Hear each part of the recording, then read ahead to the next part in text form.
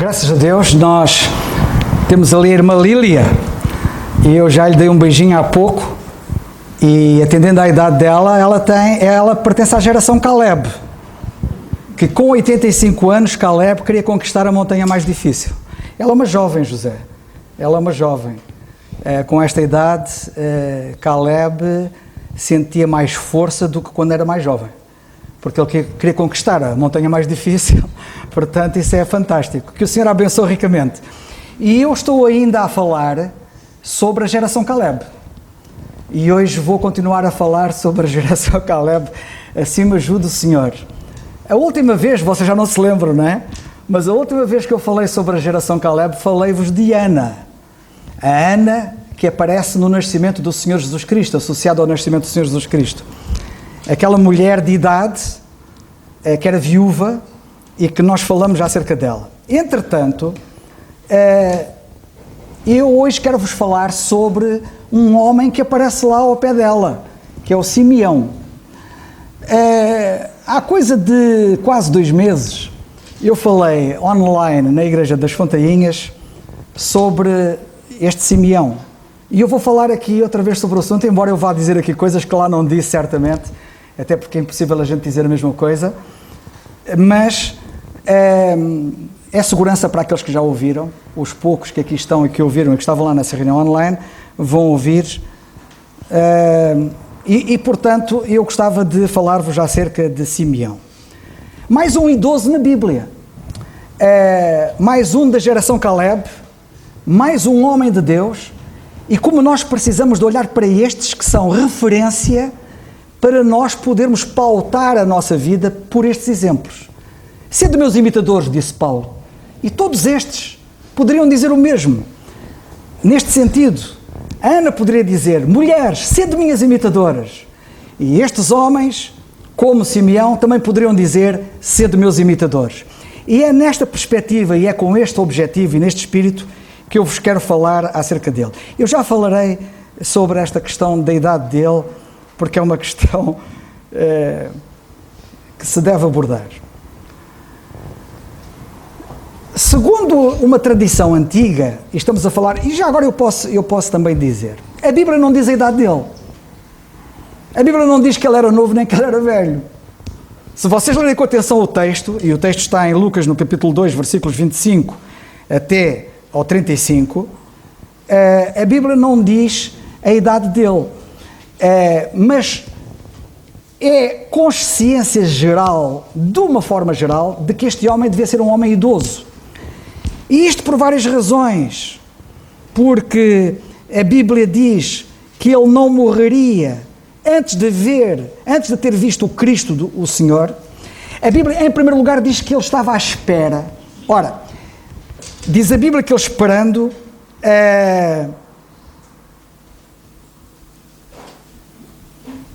esperando a consolação de Israel. Ora, um indivíduo que está à espera, isto implica tempo. Nunca se pode falar em espera sem tempo. Agora, o tempo não é quantificado, não diz quanto tempo foi, mas há tempo ali. Portanto, decorreu o tempo, porque ele estava à espera. Depois, pela própria linguagem, diz que ele não morreria sem que antes visse o Cristo vir. Isto parece ter uma linguagem que tem a ver com o seguinte: olha, tu não te preocupes, estás a envelhecer, mas olha, estás quase a morrer. Tu se calhar pensas que vais morrer, entretanto, porque a tua idade tudo indica, não é? Pelo andar da carruagem, mas quero dizer uma coisa: tu não vais morrer sem que antes vejas isto. E portanto, é com base neste pressuposto e nesta consideração que todos, de uma forma geral, acham que se tratam mesmo de uma pessoa idosa. Aliás, nem faria sentido, deixai-me dizer, de outra maneira, se atendermos ao contexto. De qualquer das maneiras, eu começaria por dizer que, segundo uma tradição antiga, embora nós não andemos aqui por tradições, mas há uma tradição antiga que diz que Simeão teria sido um dos 72 sábios que traduziram a Bíblia do hebraico para o grego, a chamada versão Septuaginta. Diz a tradição, vale o que vale, e se calhar não vale nada, mas não deixe de dizer o que essa tradição diz, que ele teria sido um dos 70 sábios que traduziu a Septuaginta. E que, quando estavam no processo de tradução, diz a tradição, que quando chegou, e ele particularmente, quando ele chegou a Isaías, no capítulo 7, versículo 14, em que Isaías diz: eis que uma virgem conceberá, quando ele queria traduzir esta frase, eis que uma virgem conceberá, ele teria dito: isto de acordo com o original, aqui no hebraico, isto não é virgem, é uma jovem mulher, não quer dizer necessariamente que seja virgem. Diz a tradição que ele, como tradutor, terá dito desta maneira e que queria colocar ali no lugar de virgem uma jovem mulher. E que, perante esta situação, ter-lhe-á aparecido um anjo que chegou junto dele e ter-lhe-á dito que ele não morreria sem que visse o Messias vir de uma virgem. E daí associam esta declaração, esta narrativa que temos aqui de Lucas a esta história. É uma história, vale o que vale, e se calhar não vale nada, mas de facto essa tradição diz isto. Diz a mesma tradição que isso faria com que este homem fosse mesmo muito velho, e que nesta altura teria cerca de 200 anos. É muita coisa quase incrível para a gente acreditar, mas o que eu quero chamar a vossa atenção, e por isso é que eu estou a fazer referência a esta tradição, eu não estou a fazer referência a esta tradição para provar que ele era velho. Quero apenas dizer que a tradição diz que ele devia ser um homem mesmo muito velho.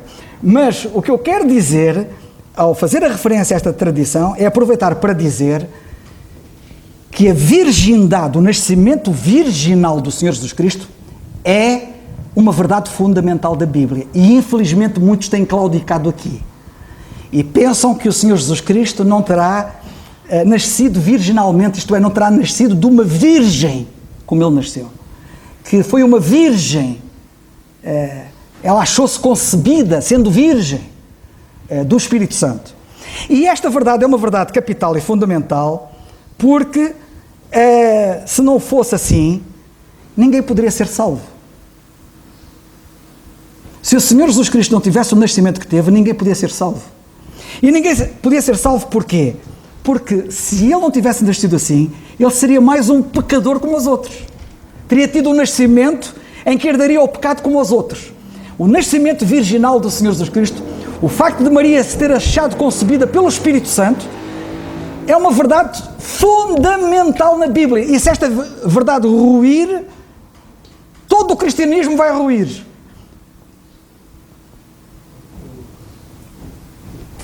Como? Tá. Como eu estava a dizer, se isto ruir, tudo vai ruir. Bem, e por isso é que eu, mais do que pela história em si, quis fazer referência a este facto. Vamos ler então Lucas capítulo 2, versículo 25 a 35, que diz assim: havia em Jerusalém um homem, cujo nome era Simeão, e este homem era justo e temente a Deus, esperando a consolação de Israel, e o Espírito Santo estava sobre ele. E foi-lhe revelado pelo Espírito Santo que ele não morreria antes de ter visto o Cristo do Senhor. E pelo Espírito foi ao templo, e quando os pais trouxeram o menino Jesus para com ele procederem segundo o uso da lei, ele então o tomou nos seus braços e louvou a Deus e disse: agora, Senhor, despede em paz o teu servo, porque já teria vivido tempo suficiente. Devia ser idoso, digo eu. Segundo a tua palavra, pois já os meus olhos viram a tua salvação, a qual tu preparaste perante a face de todos os povos, luz para iluminar as nações e para a glória do teu povo Israel. E José e sua mãe se maravilharam das coisas que dele se diziam. E Simeão os abençoou e disse a Maria, sua mãe: eis que este é posto para cada elevação de muitos em Israel, e para sinal ou milagre, que é contraditado.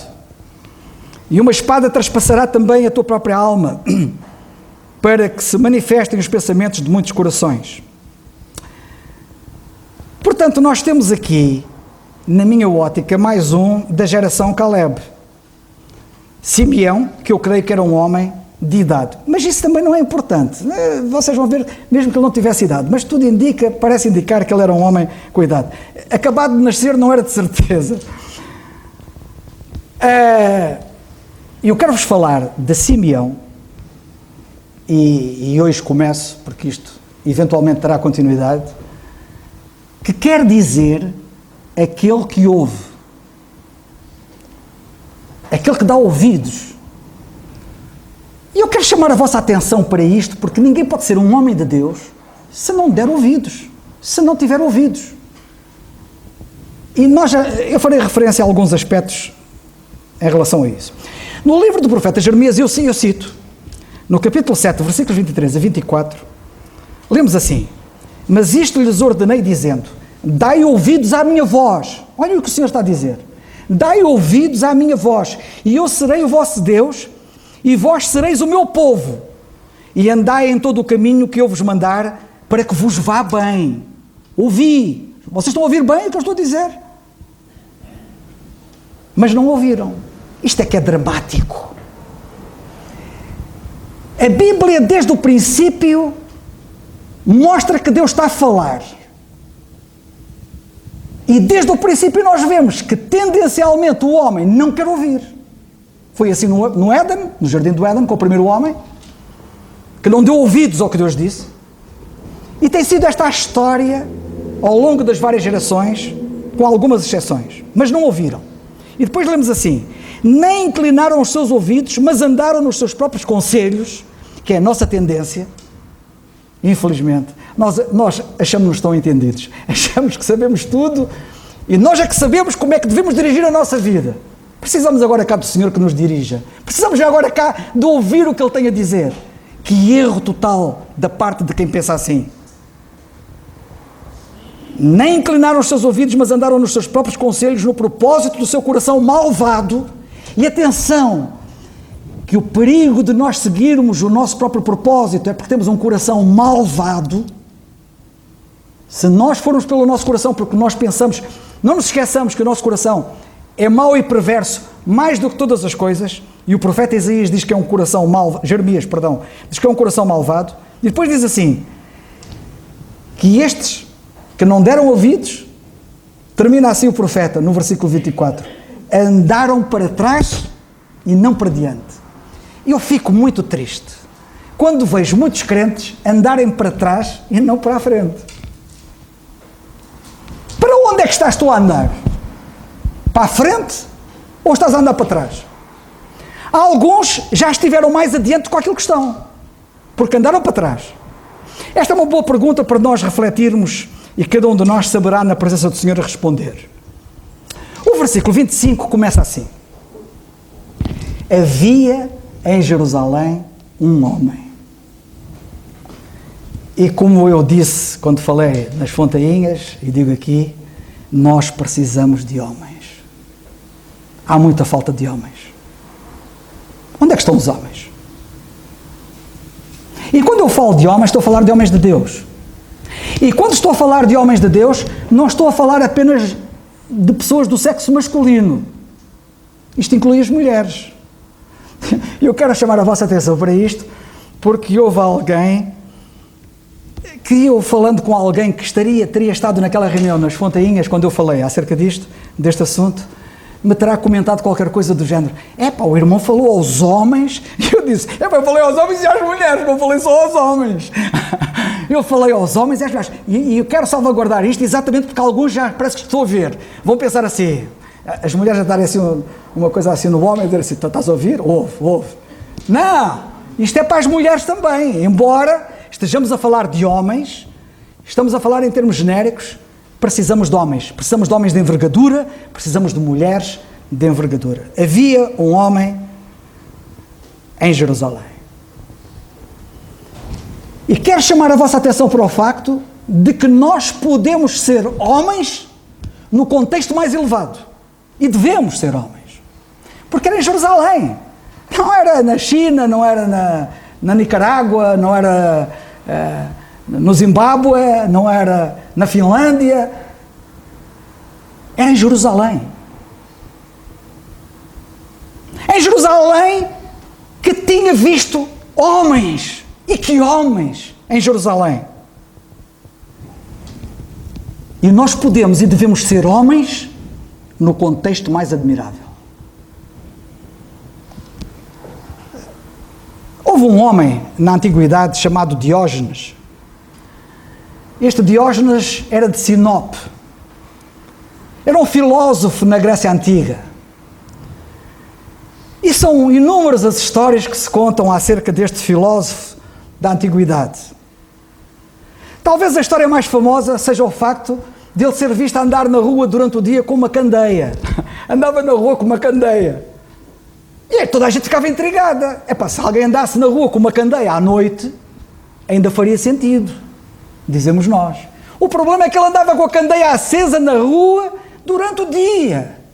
E houve alguém, estava toda a gente muito intrigada, e houve alguém que tomou coragem, chegou ao pé do Diógenes e perguntou-lhe: então, mas porquê que anda com uma candeia acesa durante o dia?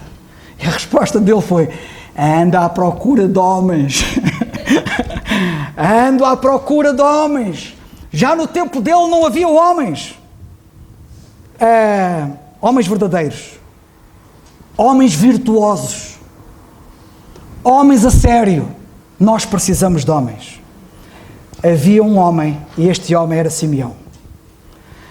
Outra história que se conta acerca de Diógenes, também acho muito curiosa, foi ele ser visto a pedir esmola a uma estátua. Chegou ao pé de uma estátua, estava a pedir esmola à estátua.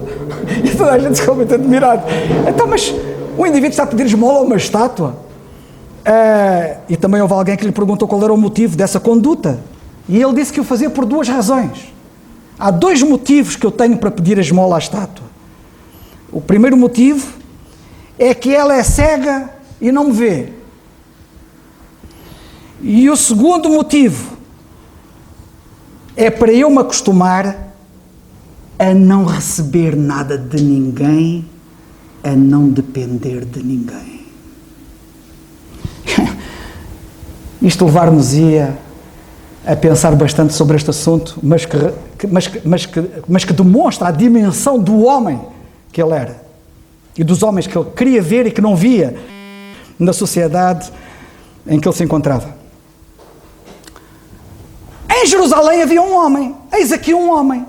Havia um homem em Jerusalém. Lemos aqui na Bíblia, em Lucas. Havia um homem em Jerusalém. E a minha pergunta é: podemos dizer o mesmo na Quinta do Conde? Na Quinta do Conde havia um homem. Na igreja em Quinta do Conde havia um homem. Será que podemos dizer isto? E depois nós admiramos-nos. Eu não estou a responder, hein? Cada qual responde por si. E depois admiramos-nos, e às vezes ouvimos comentários, que não há homens em casa. Nos lares. Os homens não se assumem como tal. Não há homens nos lares. E ficamos muito admirados de não haver homens nos lares, de não haver homens na igreja, de não haver homens na sociedade. E nós precisamos de homens. Mas falemos da igreja. Se houver homens na igreja, eles vão ser homens no lar, vão ser homens na sociedade, vão ser homens em qualquer lugar em que estejam. Infelizmente, e todos nós sabemos, não preciso dizer, há homens que são meninos. Há homens que são meninos, há homens que não crescem. E nós temos ouvido falar muito, eu não vou perder muito tempo a falar acerca disso, porque isso é óbvio e toda a gente sabe, que há homens que são crianças autênticas, não cresceram. Mas também há meninos que são homens. E esta? Os mais novos que estão aqui, hoje não temos aqui meninos porque eles estão na escola dominical, na outra sala ou nas outras salas, mas temos aqui jovens. Tu sabes, jovem, que podes e deves ser um homem? E porquê que eu estou a dizer isto? Porque quando eu olho para a Bíblia, vejo alguns jovens, homens, meninos, homens. Querem um deles? David. Que grande homem David foi. Nota que de todos os guerreiros de Israel, ninguém conseguiu vencer o Golias. Quem é que venceu o Golias? O menino. Que grande homem. Um menino que era o homem. Um menino que fez o que homens não fizeram. De barba rija.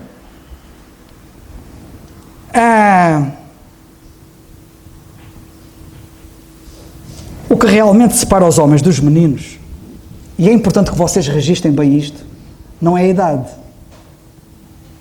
O que separa os homens dos meninos é a atitude. A atitude é que faz a diferença. E nós precisamos de saber que não é a idade que nos faz homens. E alguns pensam que chegam aos 18 anos já são homens. Ou chegam aos 21 anos, como antigamente, e já são homens. Ou quando casam já são homens. Quantos há que são infantes e casam? Meninos casados.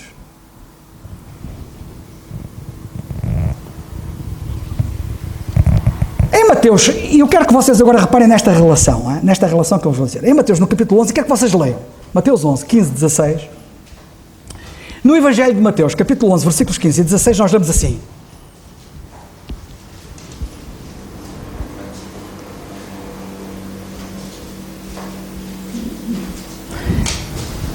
Antes de ler esta passagem, só quero religar àquilo que eu disse inicialmente. Estou a falar-vos de Simeão. Simeão significa aquele que ouve. E era um homem, havia um homem, Simeão. Homem, aquele que ouve. Agora reparem nesta passagem. Em Mateus 11, 15 e 16, o Senhor Jesus Cristo disse isto, tomem bem atenção. Quem tem ouvidos para ouvir, ouça. O problema dos homens é que eles não ouvem. Quando eu fui agora no retiro de casais, fala-se nisso. Havia homens que não ouviam, não é? Acho que só ouviam 3 minutos, passaram 3 minutos deixavam de ouvir. É um problema dos homens. Agora estou falando para os homens mesmo. Quem tem ouvidos para ouvir, disse o Senhor, ouça. Mas a quem assemelharei esta geração? É semelhante aos meninos. Se eles ouvissem, seriam homens.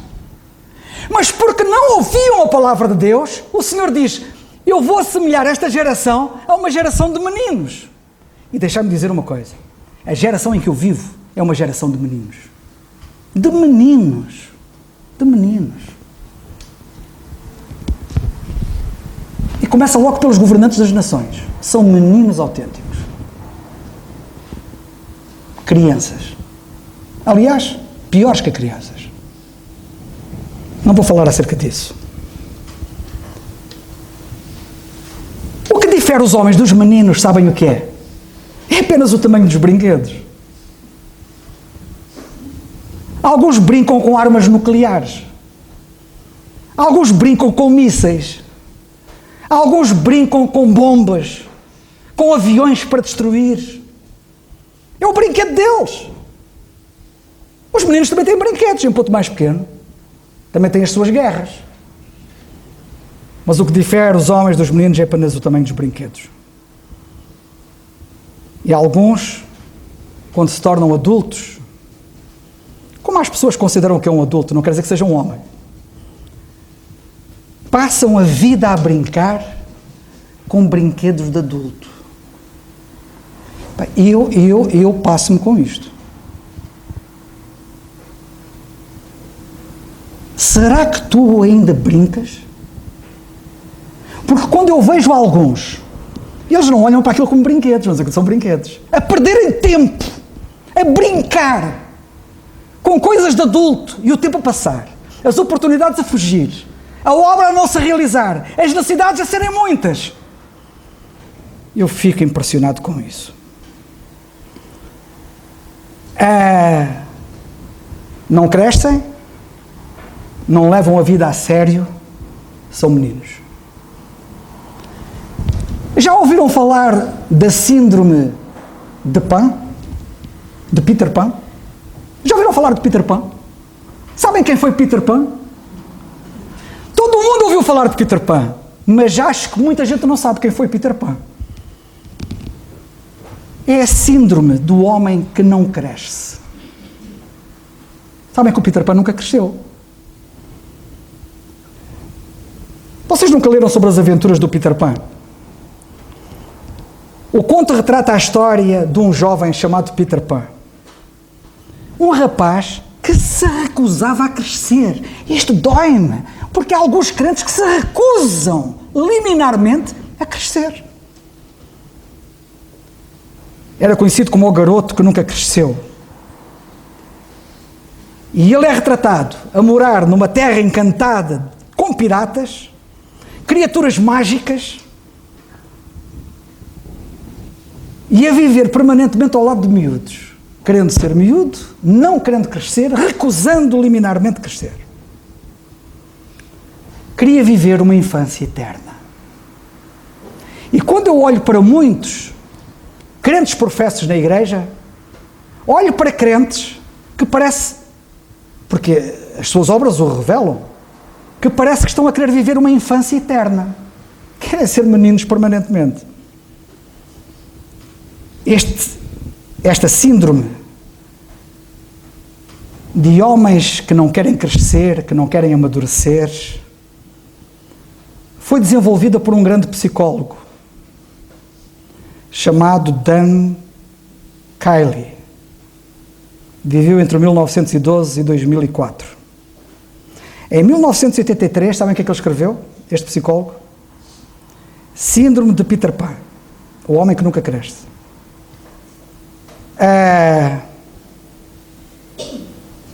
Alguns sintomas que ele identificou e que nos deviam fazer meditar seriamente. Insatisfação. Quando eu olho para homens que estão permanentemente insatisfeitos, isso é um indício de que temos ali alguém que não cresce. Dificuldade em expressar sentimentos. Problemas de relacionamento. Problemas em se relacionar. Procrastinação, sempre a adiar. É tão bom ser menino. Vamos empurrar isto para a frente. Menino, eternamente menino. Negação de responsabilidades. Egocentrismo, que é uma das características das crianças. Viver tudo em torno delas. Serem egocêntricas. Nas histórias de Peter Pan havia uma senhora chamada Darling, uma das personagens do Peter Pan, que a dada altura tem esta famosa exclamação, quando ela diz assim: oh, por que não podes ficar assim para sempre? Ela a dizer ela própria, por que é que não podes ficar assim para sempre? Alguns parece que querem ficar assim para sempre. E ela dizia isto olhando para a sua filha de 2 anos. Por que é que não podes ficar assim para sempre?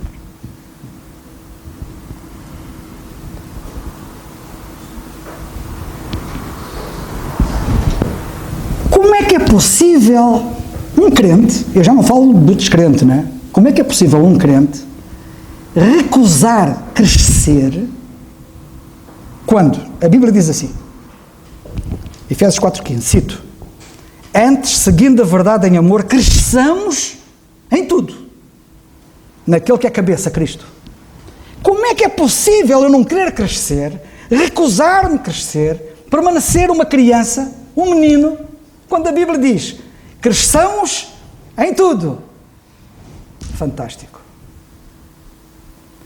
Como é que é possível um cristão recusar crescer quando, pela boca do profeta Oseias, no capítulo 6 e no versículo 3, o profeta diz assim, conheçamos e prossigamos em conhecer ao Senhor. Não é conheçamos e já conhecemos. Não, prossigamos em conhecer. Isto não para. Ninguém pensa que já sabe tudo.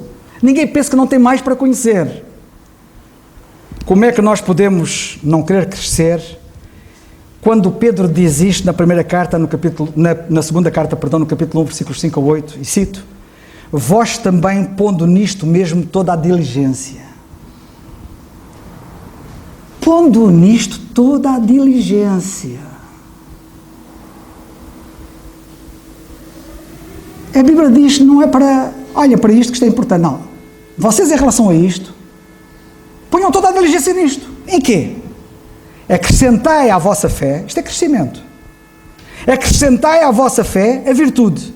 E à virtude a ciência ou conhecimento. E à ciência ou conhecimento temperança. E à temperança paciência. E à paciência piedade. E à piedade amor fraternal. E ao amor fraternal amor. Porque se em vós houverem e abundarem estas coisas, não vos deixarão ociosos, nem estéreis, no conhecimento do nosso Senhor Jesus Cristo. E Pedro diz mais, Na primeira carta, no capítulo 2 e versículo 2, diz ele assim: desejai afetuosamente, como meninos novamente nascidos, o leite racional não falsificado, para que por ele vá descrescendo. E nós sabemos como é que ele termina a última carta dele, são as últimas palavras de Pedro, antes de ele deixar este mundo e que ele deixou escritas: antes crescei na graça e no conhecimento do nosso Senhor Jesus Cristo. Como é que é possível? Vocês não estejam admirados de eu estar a falar de meninos na nossa geração. Vocês não estejam admirados de eu estar a falar de uma geração de meninos. A geração do Senhor Jesus Cristo era uma geração de meninos. Olhem que a nossa geração não é melhor.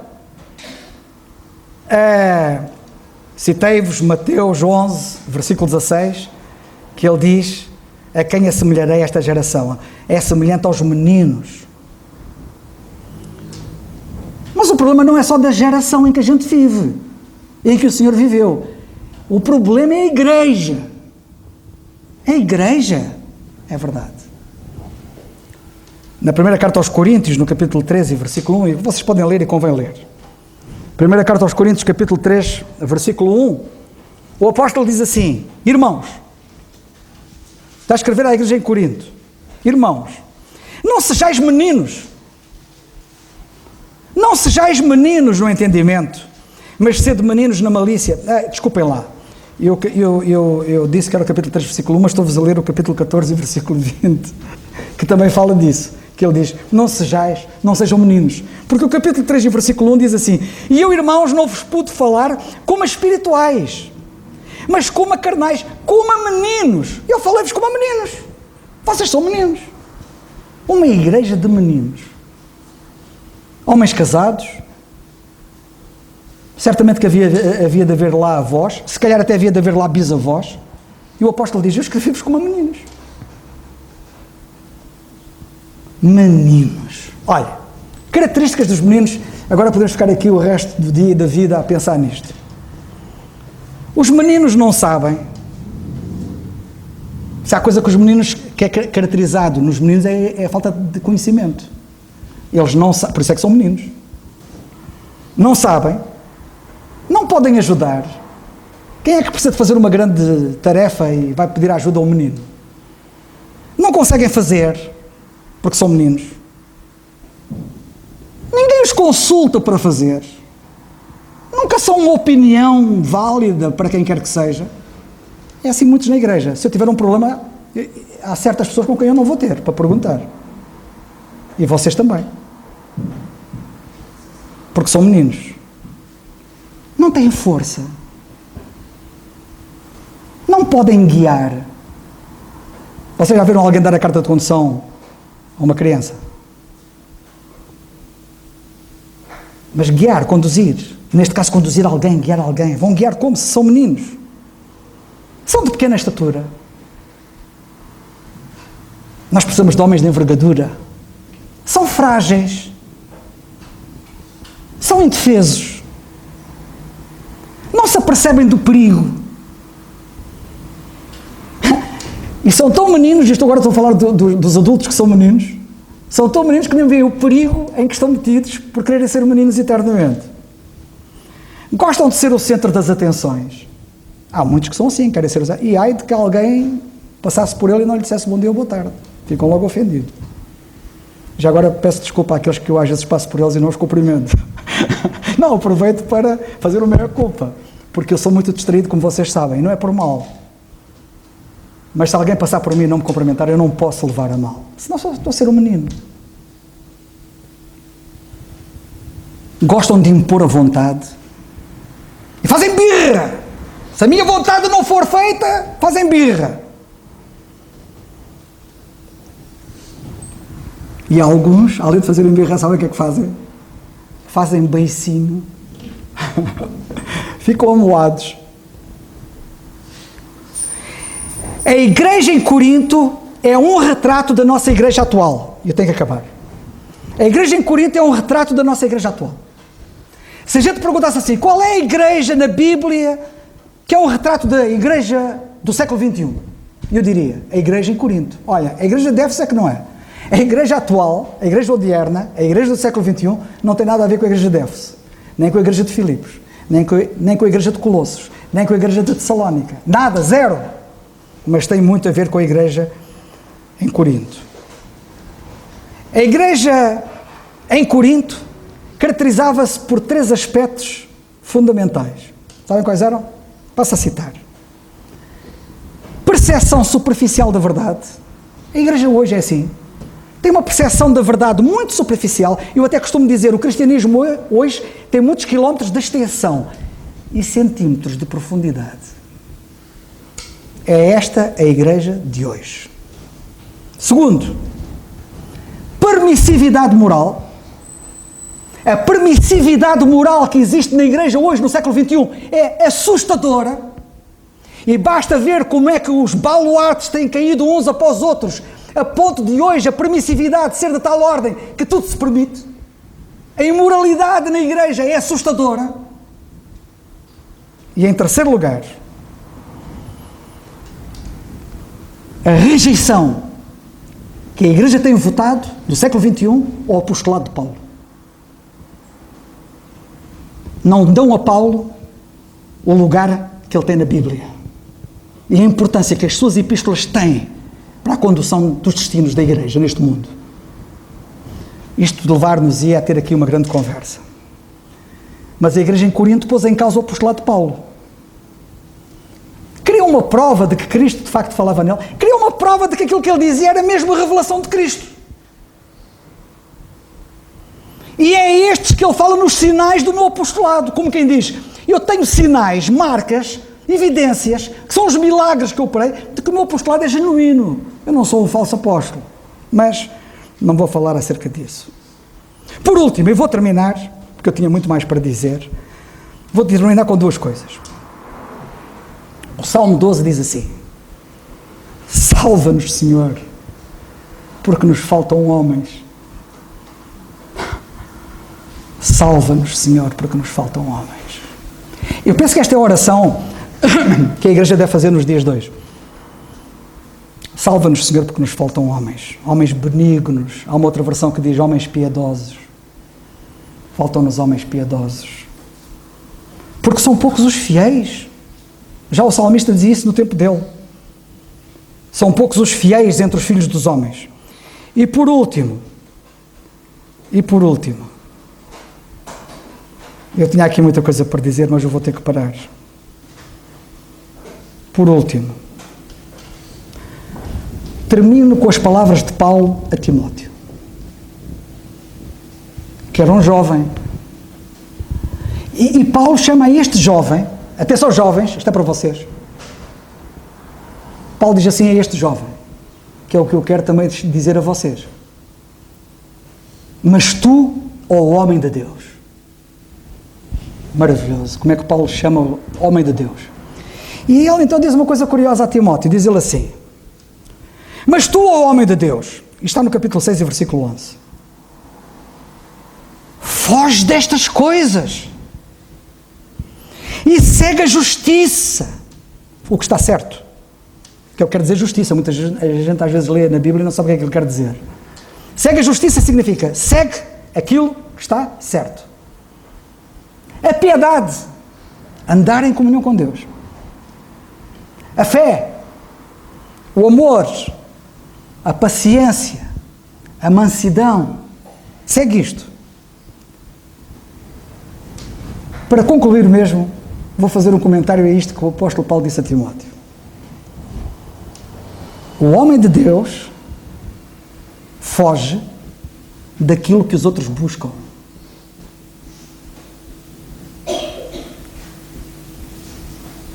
Busca tu aquilo de que todos os outros fogem. A justiça, a piedade, a fé, o amor, a paciência, a mansidão. Que Deus nos abençoe.